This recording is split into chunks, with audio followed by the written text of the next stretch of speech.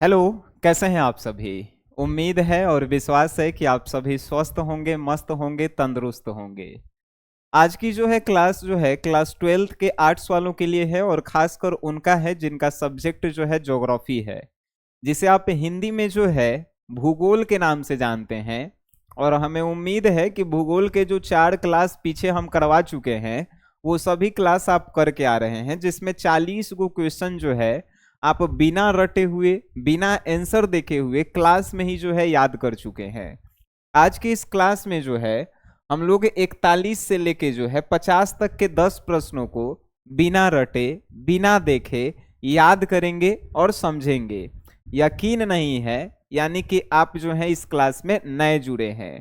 ठीक है, तो आज के क्लास में जो है अगर आपको मेरा एनर्जी थोड़ा डाउन लगे, क्षमा कीजिएगा क्योंकि तबीयत थोड़ा जो है खराब है। आज की क्लास की शुरुआत हम लोग करते हैं और प्रश्न नंबर जो है 41, पूरे ज्योग्राफी जो इम्पोर्टेंट क्वेश्चन हम करवा रहे हैं 40 को करवा चुके हैं, 41 से हम लोग शुरू करेंगे।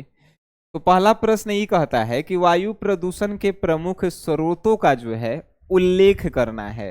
अगर प्रश्न ये करता कि वायु प्रदूषण के प्रमुख स्रोत लिखिए, तो स्रोत सिर्फ लिख देते हमनी के मोटर वाहन से होता है, उद्योग से होता है, और उसके बाद जो है बड़े बड़े जो है का फैक्ट्रियों से होता है, वो भी आप कह सकते हैं।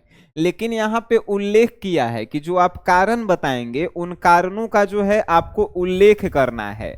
तो अब जो है आप जो है आंसर कैसे लिखेंगे उस पे आते हैं। तो देखिए, वायु प्रदूषण के प्रमुख स्रोतों का उल्लेख करें तो पहला स्रोत का है, तो पहला स्रोत है उद्योग। उद्योग मतलब कि फैक्ट्रियां। फैक्ट्रियों से जो धुआं निकलता है वो धुआं जो है पर्यावरण में जाके वायु में मिश्रित होता है, तो क्या हो रहा है भाई, वायु जो है प्रदूषण हो रहा है।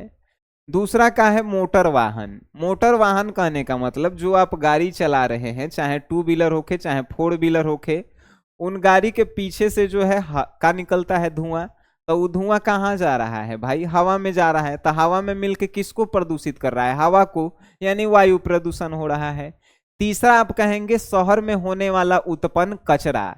जो शहर में आप देखे होंगे कचरा के बड़ा बड़ा ढेर रहता है, उसको खत्म करने के लिए लोग उसको आग लगा के जलाते हैं उस कचरा को, तो कचरा से धुआं निकलता है। धुआं निकल के कहाँ जा रहा है, वायु में जा रहा है, तो वायु प्रदूषण हो रहा है। तो आपसे प्रश्न यह था, पूछा था कि वायु प्रदूषण के प्रमुख स्रोत क्या है, तो 3 गो स्रोत हैं। उद्योग हो गया, मोटर वाहन हो गया, और कौन, और जो है शहरी कचरा। तो खाली स्रोत कहता था तीनों लिख के छोड़ देते हैं, लेकिन जो है कहा है कि तीनों का उल्लेख कीजिए, तो तीनों का आप उल्लेख भी करेंगे। जैसे हम बताएं कि उद्योग, तो उद्योग में डैश दे के आप लिखेंगे कि जो बड़ी बड़ी फैक्ट्रियां होती है उनसे जो धुआं निकलता है उससे जो है वायु प्रदूषण होता है। ठीक है, चलिए, वेरी गुड। ये सब क्वेश्चन बताइए तो कहता रट्टे वाला था, है कि नहीं। नेक्स्ट क्वेश्चन आपके जो है, भारत के किन्हीं 2 व्यवसायिक संवर्गों का जो है नाम बताना है। कहा है कि भारत के जो है 2 गो व्यवसायिक संवर्ग, कहने का मतलब वर्ग होता है। जैसे भारत में जो भी बिजनेस होता है उसको 3 गो वर्गों में बांटा गया है, प्राथमिक, द्वितीयक और तृतीयक। आपसे प्रश्न यह कहा है कि कौनों 2 गो के जो है आप उल्लेख करके दीजिए, तो आप प्राथमिक और द्वितीयक का उल्लेख कर दीजिए। आप प्राथमिक व्यवसाय में क्या लिखेंगे, तो प्राथमिक व्यवसाय वैसे व्यवसाय को कहते हैं जो कृषि संबंधी होता है, जैसे खेती करना, मत्स्य पालन, खनन, ये सब जो है का है तो प्राथमिक है। जैसे मुर्गी पालन, मछली पालन, ये सभी जो है प्राथमिक जो है व्यवसाय होते हैं, और इनमें जो लोग जुड़े होते हैं उनको जो है रेड कॉलर वाले जो है व्यवसायिक कहते हैं। याद रखिएगा, आपसे जो है वो ऑब्जेक्टिव में प्रश्न पूछेगा कि रेड कॉलर वाले व्यवसायिक व्यक्ति जो है किस व्यवसाय से संबंधित है, तब प्राथमिक व्यवसाय से संबंधित है। ठीक है, प्राथमिक व्यवसाय किसे कहते हैं, तो वैसा व्यवसाय जो कृषि से संबंधित होता है, जैसे खेती करना, मुर्गी पालन हो गया, मत्स्य पालन हो गया, पशु पालन हो गया, ये सभी जो है प्राथमिक व्यवसाय हैं। ठीक है, और दू गो कहा है, तो दूसर का जो है आप क्या कहेंगे, द्वितीयक व्यवसाय। द्वितीयक व्यवसाय का होता है, तो द्वितीयक व्यवसाय हमनी के वैसे व्यवसाय को कहते हैं जिसमें कच्चा माल को पका करके जो है बाजार में बेचा जाता है।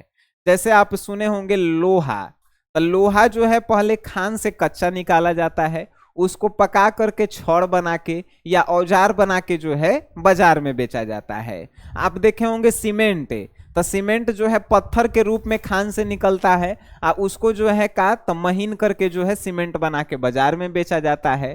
तो द्वितीयक व्यवसाय किसे कहते हैं? तो वैसा व्यवसाय जिसमें कच्चे माल को जो है बना करके मार्केट में बेचा जाता है। ठीक है, तो दुए को व्यवसाय कहा था। आपसे कह देवे कि तृतीयक व्यवसाय का होता है, तो तृतीयक व्यवसाय जो है उसे कहते हैं जो सेवा क्षेत्र के अंतर्गत आता है, जैसे बैंक हो गया, प्रशासन हो गया, ये सभी जो है तृतीयक व्यवसाय हैं। बात समझ गए? चलिए, वेरी गुड। अब जो है नेक्स्ट क्वेश्चन आपके लिए है कि स्वामित्व के आधार पर जो है उद्योगों को वर्गीकृत करें। स्वामित्व मीन्स होता है मालिक, तो मालिक के आधार पे जो है उद्योग कहने का मतलब बिजनेस जो है कितने प्रकार के होते हैं। तो देखिए, मालिक यानी स्वामित्व के आधार पे जो है उद्योग लगभग 3 प्रकार के होते हैं। पहला होता है सार्वजनिक उद्योग, दूसरा होता है निजी उद्योग, और तीसरा होता है सहकारी उद्योग। अब आपके मन में प्रश्न ये आया है कि सर सार्वजनिक उद्योग किसे कहते हैं? तो वैसा बिजनेस जिसका मालिक सरकार और कोई व्यक्ति जो है दोनों होता है, तो उसे जो है हमनी के क्या कहते हैं? सार्वजनिक उद्योग कहते हैं। निजी उद्योग किसे कहते हैं? तो वैसा उद्योग जिसका मालिक कोई खास व्यक्ति होता है उसे निजी उद्योग कहते हैं। और सहकारी उद्योग का होता है वैसा उद्योग जो एक संगठन मिल के चलाता है, जैसे 10 लोगों का संगठन बन गया और वो जो है मिल के चला रहा है, तो उसे जो है आप सहकारी उद्योग बोलेंगे। तो ये जो है 3 प्रकार के जो है उद्योग होते हैं स्वामित्व के आधार पे। कभी कभी आपसे ये भी प्रश्न पूछता है कि बताइए कि आकार के आधार पे उद्योग जो है कितने प्रकार के होते हैं। तो आकार के आधार पे जो है उद्योग जो है लगभग 3 प्रकार के ही होते हैं, कुटीर उद्योग, लघु उद्योग और बृहद उद्योग। क्वेश्चन पे ध्यान रखिएगा, अगर आकार के आधार पे पूछेगा तो 3 गो, लघु कुटीर उद्योग, लघु उद्योग और बृहद उद्योग। लेकिन स्वामित्व के आधार पे पूछा तब पर भी 3 गो, कौन कौन? सार्वजनिक उद्योग, निजी उद्योग और सहकारी उद्योग। याद रखिएगा। अच्छा, आपके मन में एगो प्रश्न आ रहा होगा कि ठीक है सर, आप समझा दे रहे हैं, बउआ के तरह हमनी के समझ में भी आ रहा है, हमनी के जो है अभी कोनो कह देवे लिखेला तो आंसर भी हमनी के लिख देंगे।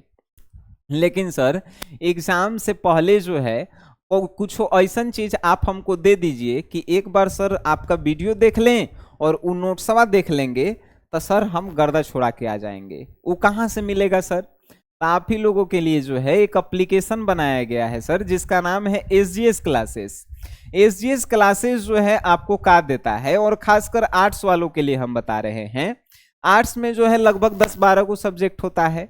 10-12 सब्जेक्ट के जो है 2 नंबर वाला इंपॉर्टेंट क्वेश्चन, 5 नंबर वाला इंपॉर्टेंट क्वेश्चन, उसका आंसर सहित छांट के आपको देता है। फिर जो है हर एक चैप्टर के चैप्टर वाइज जो है ऑब्जेक्टिव क्वेश्चन आंसर देगा, आपको टेस्ट सीरीज देगा, आपको जो है मॉडल पेपर सॉल्यूशन देगा, क्वेश्चन बैंक सॉल्यूशन देगा, रिकॉर्डेड वीडियो देगा, लाइव क्लासेस आपको देगा। आर्ट्स वालों के लिए आप कोर्स के आप फीस जानेंगे तो कहेंगे कि इतना कम में कैसे हो सकता है, मात्र 699 रुपया में। इसमें अगर एगो सब्जेक्ट के निकाल के देखिएगा तो 230 रुपया नहीं पड़ रहा है, काहे कि आर्ट्स में 10-15 को सब्जेक्ट होता है। अगर 699 में आप कोर्स खरीदते हैं तो सभी सब्जेक्ट का आपको मिल जाता है। आप इंटरेस्टेड हैं तब लीजिएगा, ऐसे मत लीजिएगा, ठीक है। चलिए नेक्स्ट क्वेश्चन हम ये कह रहे हैं कि भारत के 4 मध्यकालीन शहरों के नाम लिखें। भारत के 4 गो शहर के नाम बताना है जो मध्यकालीन में भी थे और अभी भी हैं। तो आप का उसको जो है बता सकते हैं? आप कहेंगे सर आप हैं तो काहे नहीं बता सकते हैं। देखिए, दिल्ली, आगरा, ग्वालियर, उज्जैन, काशी, मथुरा, अयोध्या। हम तो बतावेला 5-6 को बता दिए, आपको जो है 4 गो याद रखेला है। दिल्ली याद रखिए, आगरा याद रखिए, फेमस जगह है, मथुरा याद रखिए, काशी याद रखिए, ये मध्यकालीन इतिहास में भी थे और आज भी जो है हमनियों के समय में हैं। बात समझ गए? चलिए नेक्स्ट क्वेश्चन कहता है कि सतत पोषणीय विकास को परिभाषित करें। आइए समझिए कि सतत पोषणीय विकास है क्या। सतत पोषणीय विकास उस विकास को हमनी के कहते हैं कि प्राकृतिक संसाधनों का जो है कैसे तो देख रेख के उपयोग करना। फॉर एग्जाम्पल पानी जो है भगवान आपको दे दिए हैं अनलिमिटेड, तो इतना उपयोग कर दीजिए कि आवे वाला बाल बच्चा आपका उपयोग नहीं करे, तो ये सतत पोषणीय विकास नहीं है। सतत पोषणीय विकास उस विकास को कहते हैं जिससे प्राकृतिक संसाधन जो आपको मिला है जैसे कि जल, हवा, ये सब का जो है इस प्रकार से उपयोग करना है कि आने वाली हम लोगों की पीढ़ियां भी इसका उपयोग कर सके। उसी विकास को आप सतत पोषणीय विकास कहेंगे। बात समझ गए? Very good. नेक्स्ट क्वेश्चन कहा है कि स्वर्णिम चतुर्भुज राजमार्ग पर टिप्पणी लिखें। आप सुने होंगे कि भारत में जो है एगो स्वर्णिम चतुर्भुज बना है, लगभग 6 खरब रुपया लगा के जो है इस स्वर्णिम चतुर्भुज बनाया गया है। इस स्वर्णिम चतुर्भुज जो है 4 गो महानगर को जो है आपस में जोड़ती है, इसीलिए इसका नाम जो है चतुर्भुज भी रखा गया है। देखिए कौन कौन से महानगर को जोड़ती है, तो दिल्ली, मुंबई, कोलकाता और चेन्नई। तो आपसे कहा है कि इस पर एगो टिप्पणी लिखना है, तो आप कैसे लिखेंगे? तो आप कहेंगे कि स्वर्णिम चतुर्भुज जो है एक ऐसा चतुर्भुज है जो 4 गो महानगरों को आपस में जोड़ता है, दिल्ली, मुंबई, कोलकाता, चेन्नई। और ये जो है कब बनाया गया था, तो ये जो है 2001 से शुरू हुआ था बनना और 2012 में आके जो है ये पूर्ण हुआ था। इस परियोजना का जो है जब निर्माण किया गया तो इस स्वर्णिम चतुर्भुज जो राजमार्ग बना लगभग 5846 किलोमीटर लंबा जो है ये राजमार्ग बना, जिसको बनाने में जो है कितना, तो 6 खरब रुपया जो है खर्चा हुआ। बात समझ गए? ये जो है टिप्पणी, टिप्पणी कहे के मतलब आपसे कोई प्रश्न कहे सनी सर पे एक टिप्पणी लिखिए, तो सनी सर के जन्म से लेके अभी तक का सनी सर का किए हैं वो सब पूरा आप लिख देते हैं, उसी को टिप्पणी कहते हैं। टिप्पणी के अगर बदल के ये भी कह देवे कि उल्लेख कीजिए, तब प्रश्न जो है समझिए कि सेम ही कहा है। बात समझें? नेक्स्ट क्वेश्चन कहा है कि गुजरात के 4 गो प्रमुख सूती वस्त्र उद्योग केंद्र के नाम बताइए। सुने होंगे कि गुजरात में जो है कपड़ा काफी ज्यादा सस्ता मिलता है, जानते हैं काहे? काहे कि वो जब भाई कपड़ा के फैक्ट्री बहुत सारा है, इसीलिए। तो क्वेश्चन कहा है कि बस 4 गो जो है सूती वस्त्र जहां जहां बनता है वो फैक्ट्री के नाम बता दीजिए। तो आपको बताना है बड़ोदरा, सूरत, भावनगर, पोरबंदर, राजकोट, भरौच। बतावेला तो हम 6 गो बता दिए, आपको जो है आसान जो लगे आप याद रखिए, जैसे सूरत, राजकोट, भरोदरा, अब ये जो है आपको याद रखेला है भरौच, ये सब आसान आसान है, इसको आप याद रखिए, है कि नहीं। नेक्स्ट आपसे क्वेश्चन कहा है संभववाद क्या है। देखिए संभववाद क्या है? संभववाद जो है एक प्रकार का विचारधारा है। जब हमनी के किसी भी प्राकृतिक संसाधन का उपयोग करते हैं तो उसको किस प्रकार से उपयोग करना है और वो उपयोग करने की जो हम लोगों को अनुमति दी गई है उसी अनुमति को हमनी के संभववाद कहते हैं। तात्पर्य कहने का मेरा मतलब ई है कि संभववाद जो है एक विचारधारा है कि प्राकृतिक संसाधनों का हम लोग समुचित उपयोग कैसे करेंगे, ये कहाँ हमनी के सीखेला मिलता है, तो संभववाद में सीखने को मिलता है। बात समझ गए? और संभववाद जो है आपके विचार से ही उत्पन्न होकर बना हुआ है। कभी कभी प्रश्न ई बदल के कर देता है कि निश्चयवाद क्या है, तो प्रश्न जो है बदला हुआ है, आंसर भाई सेम होगा, याद रखिएगा। आपको जो है अभी भी इसमें डाउट है, एक बार नोट्स आप पलट के तो देखिए, मजा नहीं आया तो जे कहिए से। क्वेश्चन देखिए आज का जो है सेकेंड लास्ट, विस्तृत वाणिज्य अनाज कृषि को किन्हीं 4 फसलों के नाम बताइए। आप समझिए कि विस्तृत वाणिज्य अनाज किसे कहते हैं। तब विस्तृत वाणिज्य अनाज जो है उस अनाज को कहते हैं जेकरा एक बार आप बो दीजिए, आप साले साले जो है फसल काटते रहिए, तो औसन 4 गो फसल के आप नाम बताइए, तो नहीं बता सकते हैं। चाय हो गया, कॉफी हो गया, गन्ना हो गया, केला हो गया, ये सब जो है एक बार पेड़ लगाइए और जब तक आपका मन करे काटते रहिए, है कि नहीं। तो वही जो है विस्तृत्व जो है कि नहीं। क्वेश्चन कहाँ है कि आज के लास्ट क्वेश्चन है भाई, ग्रामीण अधिवास के किन्हीं 4 प्रारूपों का उल्लेख रेखा चित्रों के सहायता से करें। क्वेश्चन क्या कहा है भाई कि गांव में जब लोग रहते हैं तो किस प्रकार से रहते हैं, 4 गो प्रारूप बताना है। चारों को आपको जो है चित्र के सहारे दर्शाना भी है। तो चित्र जो है आएगा तो आपको बनावेला होगा। चित्र अगर नहीं कहा तो आपको जो है 4 गो प्रारूप बताना है। 4 गो प्रारूप में पहला प्रारूप का होता है तो रेखीय एवं पंक्ति नुमा। यानी गांव में देखिएगा रोड के किनारे जो है एकदम लंबे घर बनल रहता है लाइने से, तो उन घरों को हमनी के कहते हैं रेखीय या पंक्ति नुमा। दूसरा होता है और ये त्रिज्याकार बस्तियां, और ये त्रिज्याकार बस्तियां वैसी बस्तियां को कहते हैं जो एक के जगह जो है त्रिभुज के तरह जो है एकदम घर बना के रह रहा होगा सब, तो उसको और ये त्रिभुजाकार बस्तियां हमनी के कहते हैं। तीसरा है तीरनुमा बस्तियां। तीरनुमा बस्तियां कहने का मतलब रोड के किनारे जो है एकदम लाइने से घर बनल है, एक जगह जाके जो है एकदम तीर के जरा एंगल बन गई है। जैसे देखिए रोड के किनारे ऐसे सीधे एकदम घर बनल है, एक जगह ऐसे जाके बन गई है, तो उसे तीरनुमा बस्तियां है। फिर जो है आप कहेंगे मकरी जाल नुमा बस्तियां। मकरी जाल नुमा बस्तियां गांव में देखे होंगे एक के जगह खिचिर बिचिर जो है बहुत सारा घर बनल है, तो उसको मकरी जाल नुमा बस्तियां कहते हैं। और उसके बाद होता है अर्धवृत्ताकार बस्तियां। अर्धवृत्ताकार बस्तियां मतलब नदी के किनारे आप देखे होंगे ऐसे जो है बस्ती बनल है, एजा जो है नदी है कि नहीं, तो ये अर्धवृत्ताकार हो गया।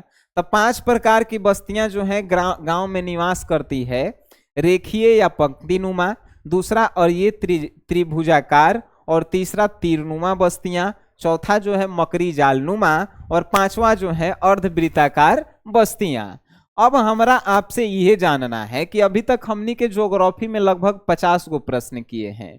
इन प्रश्नों में से कौन सा ऐसा प्रश्न रहा जो आपको लगा कि इंपॉर्टेंट नहीं है, या हमको जो है ये प्रश्न जो है याद नहीं है। कहने का मतलब आप जब पढ़ें तो आपको कौन सा प्रश्न रहा कि से सर ये बहुत भारी है हमरा से याद नहीं होगा, ऐसा तो आपको नहीं लगल होगा अगर आप 5 क्लास करके आ रहे हैं तो ठीक है। फिर भी अगर आपको किसी प्रकार का कोई डाउट रह जाता है तो क्लास को आप रिपीट मोड में देखिए, मतलब कि दोबारा क्लास को देख लीजिए। और दोबारा क्लास देखने के बाद आप एसजीएस क्लासेस पे आए हैं, जब आप कोर्स ले लिए हैं तो उसमें नोट्स को पलट के देखिए, हाथ से उसको अपन कॉपी में लिखिए। राइटिंग तो सुधरबे करेगा, साथे साथे जो है आपको याद भी होते जाएगा। तो बस कुछ करेला है, बस 450 अब की जो है आर्ट्स में स्कोर करके आवेला है। हमें उम्मीद है आप जो है हमारी बातों को जो है एकदम मान रहे होंगे, और हमारी बातों पे जो है अगर आप एगो छोट भाई मानते हैं तो चल भी रहे होंगे। चलिए तो फिर हमनी के मिलेंगे नेक्स्ट क्लास में। आज के लिए इतना ही, मिलते हैं हमनी के नेक्स्ट क्लास में। तब तक के लिए टाटा बाय बाय, धन्यवाद।